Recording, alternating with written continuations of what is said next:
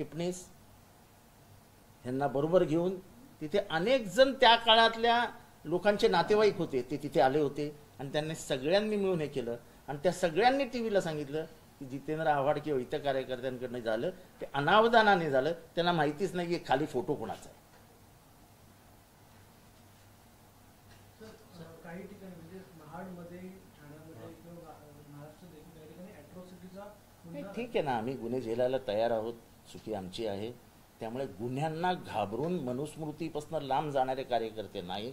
मनुस्मृती जाळण्याचा कार्यक्रम चालूच राहील. ते त्याच्यात कोणीही मला अडवू शकत नाही. यांना मला पुढे करून मनूला माझ्या मागे लपवण्याचं काम सुरू आहे, ते होऊ देणार नाही.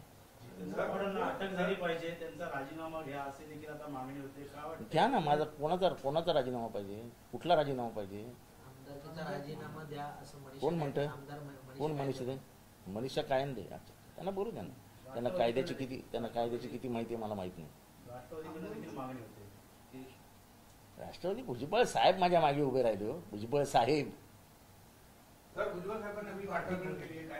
तेच बहुजनांची समाज व्यवस्था ज्यांना व्यवस्थित समजते ते भुजबळ साहेब माझ्या मागे उभे आहेत. बाकीच्यांची मला अभ्यासक्रमामध्ये त्याच्यावरती बोला ना, त्याच्यावरती बोला. जितेंद्र आव्हाड झाला ना, गुन्हा दाखल झाला, हे केलं ते केलं, एवढं राज्यभर तुम्ही सगळे केलेत. राज्यभर मनूचे पुतळे जाळून दाखवा ना.